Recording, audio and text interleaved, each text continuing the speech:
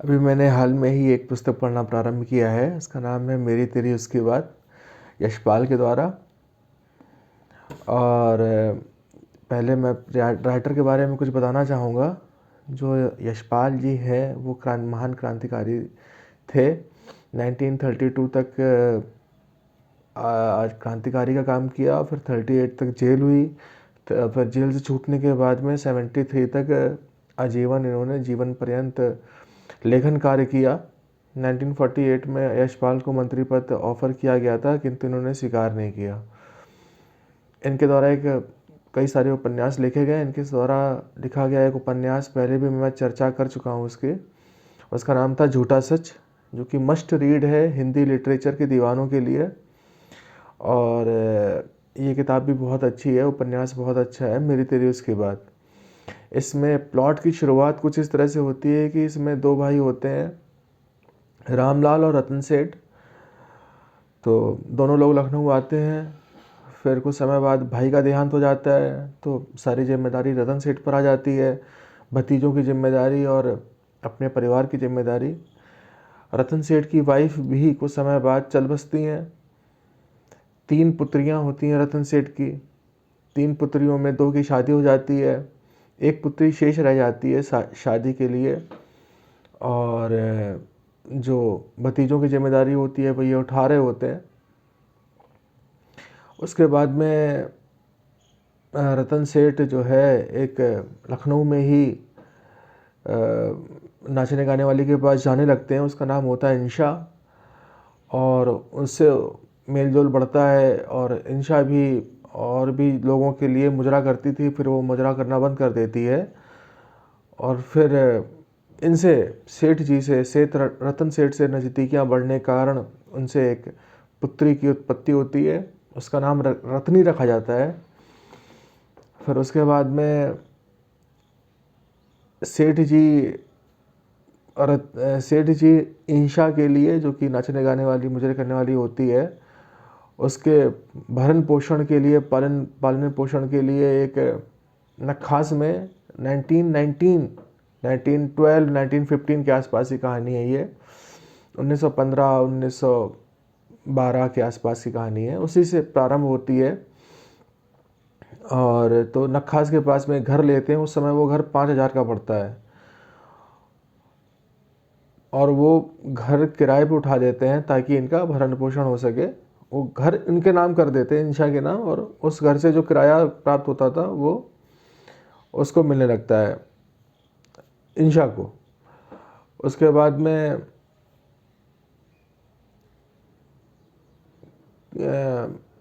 तब भतीजों को आपत्ति होती है इस बात पर कि ये सब हमारा है, आप बांटे दे रहे हो। तो सेठ जी इस बात से बहुत दुखी होते हैं। उनको शरीक बोलते हैं। जो आपके अपने होते हैं तो उनको शरीक बोलते हैं। तो इस किताब में भी शरीक लिखा हुआ है। इस किताब में उर्दू बहुत अच्छी लिखी हुई है। जैसे एक जगह पूछा है कि आपका नाम क्या है, तो कहते हैं खाकसार को डॉक्टर अमरनाथ कहते हैं। डॉक्टर अमरनाथ जो होते हैं वो पुत्र होते हैं रतन सेठ के, और वो डॉक्टरी की पढ़ाई कर रहे होते हैं लखनऊ में। और तो वो बताते हैं, तो उनके मामू पूछते हैं आप कहाँ पढ़ रहे हो, तो कहते हैं कि मैं और रजा फ़लाँ फ़लाँ स्कूल के तालिबे इल्म हैं। उर्दू बहुत अच्छी इसमें लिखी हुई है। खैर, इसके बाद भतीजों को आपत्ति होती है, तो सेठ जी का मन बहुत दुखी होता है शरीकों से। शरीक मतलब अपने ही घर के लोग शरीकों से बहुत दुखी हो जाते हैं। घर में एक दीवार खिंचवा देते हैं। और दीवार में एक, चूँकि जो कुआं होता है उस समय घर में जो पानी भरा जाता था 1912 के आसपास, यानी कि 20वीं सदी के पूर्वार्ध में जो पानी घर में भरा जाता था वो कुओं से भरा जाता था। और कुएं से पानी खींचने का कार्य जो हिंदू परिवारों में करते थे वो कहार करते थे, और मुसलमान परिवार में भिश्ती करते थे। हिंदू परिवार के लोग जो होते थे वो लाल रंग का कपड़ा बांधते थे, और मुसलमान परिवारों में जो पानी भिश्ती खींचते थे वो हरे रंग का कपड़ा बर्तन पे, पीने वाले बर्तन पे, पिलाने वाले बर्तन पे बांधते थे। रेलवे स्टेशन पे भी यही फ़र्क पाया जाता था। हालांकि अब ये फ़र्क कहीं नहीं दिखता है, लेकिन इस किताब में ये फ़र्क दिखाया गया है। हरे रंग का कपड़ा मुसलमान बांधते थे और भिश्ती लोग जो है चमड़े की मशक रखते थे और उसी से पानी पिलाते थे मुसलमानों को। मुसलमान उससे प्रेफर करते थे। मतलब धर्म वाइज भी पानी डिवाइड था, पीने के तरीके डिवाइड थे। और जो हिंदू परिवार रहते थे वो रेलवे स्टेशन पे मटके में या पीतल के जो या और भी बर्तन रहते होंगे पानी के, उस पर लाल रंग का या भगवा कलर का कपड़ा शायद बांधते थे, इसमें ऐसा लिखा है। इसके बाद में घरों में क्या होता है, दीवार खिंच जाती है, घर शरीकों से दीवार अलग कर लेते हैं सेठ जी। और अब सेठ जी की तरफ केवल जो होती हैं वो सेठ जी की एक बहन विधवा हो जाती हैं, तो वो उनको बुला लेते हैं। और बाकी काम करने वाले होते हैं और एक पुत्री होती है। तो काम करने वाले जो होते हैं वो कुएं से पानी खींच के लाते थे और भाई भतीजों की जो पत्नियां होती हैं वो कुएं के पास बैठी रहती थी और पानी जरा सा भी काम करने वाले के हाथ का पानी अगर पीने वाले उनके पानी में गिर जाएगा, बगल वालों जिनका घर में कुआं है, तो वो उलाहना बहुत देते थे, टॉन्ट करते थे। तो सेठ जी से तंग आकर गेट में जो दरवाज़ा लगा हो, जो दीवार में दरवाज़ा होता है उसको बंद करा देते हैं और अपने साइड कुआं खुदवा लेते हैं। अब इसके बाद में शरीक, इसके बाद में लाला सेठ रतन सेठ जो होते हैं, इसके बाद में वो इंशा के पास जाते रहते हैं। इसके बाद में इंशा क्या करती है, इंशा कहती है कि मैं आपके साथ रह सकती थी लेकिन मैं नहीं चाहती। आपको उस समय क्या होता है, अगर आप हिंदू लड़की से शादी करोगे तो आप हिंदू बने रह सकते हो, ठीक है। हिंदू मतलब हिंदू उससे शादी करेगा तो वो हिंदू बना रह सकता है, लेकिन हिंदू और मुसलमान से शादी करेगा तो शायद उसे धर्म जो है परिवर्तन करना पड़ेगा, ऐसा कुछ है इसमें। तो वो शादी नहीं कर सकते थे नाचने गाने वाली से, क्योंकि वो मुसलमान थी। फिर कॉम्प्लिकेशन ये आता है कि इंशा कहती है कि आप शादी कर लीजिए, तो अब भतीजे भी अलग हो जाते हैं और वो जो घर होता है नखास पे दिया होता है गिफ्ट इंशा को, वो अपने पास रख लेते हैं और बाकी जो परिवार में व्यापार में बंटवारा होता है वैसा बंटवारा कर देते हैं। उसके बाद में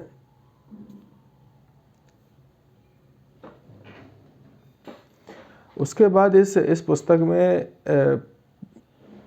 इन्फ्लुएंजा का जिक्र है।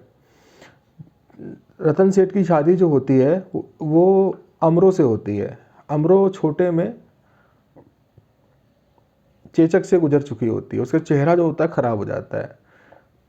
तो सेठ जी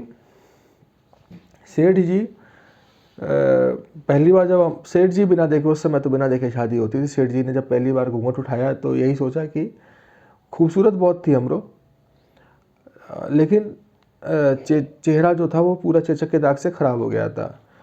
तो जो शरीक थे, जो भतीजे और भतीजों की पत्नियां थीं, वो बहुत मजाक उड़ाते थे, बहुत टॉन्ट उलाहना देते थे। लेकिन अमरो के अंदर ये जो विशेषता थी, सहनशीलता की विशेषता, वो बचपन से ही आ गई। तो उसका चेहरा बचपन में खराब हो गया था। पिता शायद थे नहीं, तो पिता इस पुस्तक में लिखा है कि नहीं थे। तो बड़ी मुश्किल से शादी हो रही थी, तो उनकी शादी सेठ जी से कर दी गई अमरो की। अब अमरो को बहुत उलाहना देते थे ये लोग, बहुत सताते थे कि तुम्हारा चेहरा जो है वो बरिया का छत्ता है और ऐसा है वैसा है। तो वो छोटे से ही कहती थी कि आप आराम कर लो, फिर उसके बाद मैं कहीं नहीं जा रही हूँ, आप टॉन्ट करते रहना। ऐसा चलता रहा। फिर इसमें इन्फ्लुएंजा आया उस समय पर 1919 में।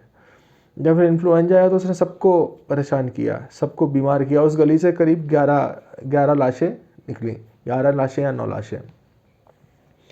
लेकिन अंतिम जो झपट्टा मारा उसने वो अमरो पे मारा। अमरो पे क्यों मारा? अमरो सबकी सेवा करती रही, पूरे मोहल्ले में, पूरी गली में, सबके यहाँ, जिसके यहाँ से भी कराहने की आवाज़ आती थी उनके यहाँ सेवा की। और जो भदवाई भतीजे शरीक बगल में रहते थे, वहाँ से जब कराहने की आवाज़ आती थी तो वो वहाँ भी सेवा करने के लिए गई, जबकि उन्होंने बहुत परेशान किया और सब लोग मना भी करते रहे, लेकिन ये नहीं मानी। ये घर में भी जिसको हुआ, अपने घर में, गली में और मोहल्ले में और शरीकों में जिसके यहाँ हुआ, उनके यहाँ भी सेवा की। सब बहुत सेवा की, बहुत सेवा की, बहुत सेवा की। अंत में जो इन्फ्लुएंजा ने अपना झपट्टा मारा, जाते जाते वो अमरों पे मारा, अमरों चली गई और सेठ रतन अपना सिर पीटते रह गए।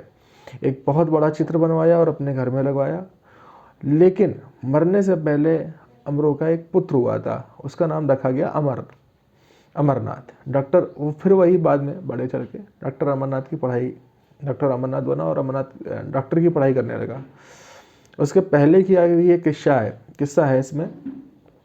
उस समय जो था वो पानी के नल जो थे वो घरों में लगाए जा रहे थे, और उससे एक रिलेटेड बहुत ही रोचक किस्सा है, इंसिडेंट है, वो मैं बताता हूँ। किस तरह से छुआछूत उस समय फैली हुई थी और किस तरह से लोग पानी में भी, अभी तो वो हमें कहीं नहीं दिखता है, तो उस समय किस तरह से विरोध हो रहा था नल का, वो ये है कि सामान्यतः हिंदू मात्र नल के पानी की छूत मानते थे, नल के पानी की छूत मानते थे। तब गली मोहल्लों में हिंदुओं के यहाँ कंधे पर लाल अंगोछा रखे कार, तांबे लोहे पीतल की गागरों से, और मुसलमान परिवारों में कमर पर हरा नीला अंगोछा बांधे भिश्ती चमड़े की मशकों से पानी पहुंचाते थे। रेल स्टेशनों पर हिंदू पानी और मुसलमान पानी अलग होता था। उसी तरह खाने पीने की दूसरी चीज़ों की भी हिंदू मुसलमान दुकानें पृथक पृथक। अंग्रेज सरकार जनता की सांप्रदायिक भावना के प्रति विशेष कृपालु थी। अब क्या था, नगर में जो था नल विरोध में से अगुआ थे सेठ जी के शरीक, मतलब बगल वाले भतीजे टंडन। उस गली में जो लोग रहते थे वो टंडन, खन्ना, अग्रवालों के घर शरीकों के समर्थक, ये लोग समर्थक थे। उन लोगों की आपत्ति थी, नल में चमड़ा लगी टोटी से पानी पिया तो मशक का पानी पिया। लॉजिक, मशक का पानी पिया तो मुसलमान का पानी पिया। ऐसा भ्रष्टाचार छोटी जात के लोग भी नहीं कर सकते। आज नल का पानी पिया तो कल सब अलाय बलाय खाएंगे पिएंगे। ऐसे लोगों से का पानी कौन रखेगा, बताइए। गली में वकील कोहली और उनका बेटा महेंद्र सबसे विद्वान थे। उसके बाद मास्टर जी का नंबर। कोहली ने धमका दिया, टूटी में चमड़ा नहीं रबड़ लगता है, रबड़ पेड़ का दूध, रबड़ की क्या छूत, नल तो बहता पानी, नदी को क्या छूत, नदी में कुछ भी गिर पड़ जाए नदी सदा पवित्र, नदी में डुबकी लगाने वाला पवित्र हो जाए। जल तो देवता, वरुण देवता, देवता कैसे अपवित्र हो सकता है। गली से निकल कर देखो, सर मिश्रा, सर वाजपेयी, दुबे जी की हवेलियों बंगलों में नल लगे हैं या नहीं। सरकारी स्कूल में नल था, लड़कों को छर छर जोर से गिरता पानी अच्छा लगता था। आज के समय हो सकता है कि ये सुविधा है कि आप कभी भी नल खोलो तो पानी आ जाता है, टंकी भी छत पर रखी है, लेकिन उस समय धर्म से इसको जोड़ के देखा गया था।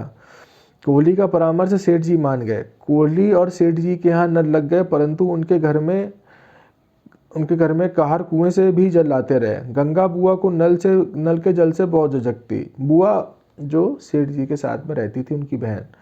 आरंभ में सेठ जी नल के नीचे नहा लेते थे, परंतु पीते कूप का पानी। कोहली और सेठ जी के नल लगे थे अप्रैल के अंत में। सेठ जी और अमर धोती अंगोछा, सेठ जी और अमर उनका पुत्र, अमरों का पुत्र, अंगोछा कमर पर बांधे नल के नीचे नहाते तो बहुत देर तक जल की धार के नीचे बैठे रहते। सेठ जी ऊंचे बोलकर सुनाते जाते, भाई नहाना है तो नल से, कोई एक गागर से नहाएगा, कोई दो से नहाएगा, यहाँ तो ससुरी 100 गागर बदन पर बहा लो। नई नई चीज़ों का शौक होता है ना। जिस तरह से नेपोलियन ने अपने यहाँ जो गैस उस जब एल्युमिनियम का आविष्कार हुआ था, तो ये पता नहीं होगा तो बता देता हूँ, तो नेपोलियन बोनापार्ट जो फ्रांस का बहुत बड़ा मोनार्क था, उसने अपने लिए अपने कपड़ों में एल्युमिनियम की बटनें लगवाई थी और एल्युमिनियम के बर्तनों में खाना खाता था। और जो गेस्ट आते थे उनको सोना चांदी के बर्तनों में खाना खिलाया जाता था। उस समय सोना चांदी और एल्युमिनियम में ये हाल था। तो नई नई चीज़ जब आती है, और यही हाल हुआ था जब स्टील के गिलास आए थे, तो लोग स्टील के गिलास जो थे वो सजा के रखते थे घरों में कि हमारे यहाँ भी स्टील गिलास है। तो नई नई चीज़ें जब आती है समाज में, तो उसका क्रेज बहुत बढ़ जाता है। तो नल का क्रेज उस समय था। कोई एक सागर से नहाएगा तो कोई 2 से नहा लेगा। यहाँ तो ससुरी 200 से नहा लो, बदन पर नहा लो। बहा लो। सिर पर जल की धार ऐसे जोर से पड़ती है कि तालू दरक जाता है। तालू ये पैलेट। धन हो बाबा विश्वनाथ, धन हो विश्वनाथ बाबा, जटा पर गंगा मैया की धार सहते हैं। उनकी कृपा से हम भी गोमती मैया का आशीर्वाद पा लेते हैं। क्या बात है।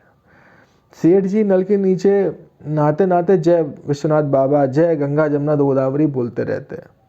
ये क्यों बोलते थे? क्योंकि सेठ जी को लगता था कि हम पाप कर रहे हैं तब नल बहुत कम थे, इसलिए पानी का दबाव बहुत जबर का मतलब स्ट्रांग। 6 मास बरस भर तक सेठ जी नल के नीचे नहा लेते और फिर जय गंगे पुकार कर कूप जल का छींटा शरीर पर लेकर शुद्ध हो जाते। ऐसे सेठ जी का टोना गंगा बुआ की भी समझ में आ गया। अच्छा, पहले के परिवारों में बहुत सी बातें खुलकर स्पष्ट नहीं होती थी, लोग इशारों में समझ लेते थे। तो ये इसका बहुत अच्छा उदाहरण है कि गंगा बुआ से सेठ जी ने कुछ भी नहीं कहा कि आप नहाओ या ना नहाओ, सिर्फ बुआ जी ने समझ लिया कि सेठ जी नहा तो लेते हैं, उसका छींटा मार लेते तो पवित्र हो जाते हैं। मतलब नल के पानी को अशुद्ध मान रहे हैं, लेकिन मॉडर्न भी होना है भाई। तो सेठ जी का टोना गंगा बुआ की भी समझ में आ गया। वे भी सब देवी देवता का स्मरण करती जय गंगे मैया पुकारती, धोती पहने नल के नीचे बैठ जाती। नहाकर धोती बदलने से पहले जय गंगे पुकार कर कूप जल यानी कि कुएं के जल का छींटा शरीर पर ले लेती। मास्टर जी ठकुराइन राम साहेब शर्मा जी की घरवाली दोपहर मर्दों के चले जाने पर कोहलियों या सेठ जी के आंगन में खुले पानी में नहाना धोना कर लेती। तो इस तरह से ये था। तो एक चीज़ और इसमें बताना चाहूँगा कि जब पहली पत्नी से रतन सेठ की 3 पुत्रियां हुई और उसके बाद नाचने गाने वाली से मेलजोल बढ़ने के बाद भी एक पुत्री की उत्पत्ति हुई जिसका नाम रत्नी रखा गया, तो सेठ जी ने सोचा कि ये मेरी नियति है कि मेरी पुत्रियां ही होंगी, पुत्र की प्राप्ति की कल्पना करना भी सही नहीं है, होगी नहीं मुझे लगता है। लेकिन भतीजों ने जो था वो जल्दबाजी दिखाई और सारी संपत्ति सेठ जी नहीं को दे जाते, लेकिन उन्होंने जल्दबाजी दिखाई और सारी संपत्ति का वारिस जो था वो अमर आ गया। तो ये होता है कि आदमी कभी कभी नियर पास में देखने से, निकट का देखने से बहुत बड़ा खो देता है। तो इस और बहुत अच्छा उपन्यास है, मैं इसका एंजॉय कर रहा हूँ और जैसे जैसे पढ़ता जाऊँ, अभी मैंने 64-70 पन्ने पढ़े हैं, तो इसके आगे जब पढ़ूंगा तो मैं अपडेट करता हूँ। वीडियो देखने के लिए धन्यवाद। हिंदी लिटरेचर के लिए ये वीडियो बना रहा हूँ, कृपया इसे शेयर करें, सब्सक्राइब करें। Thank you.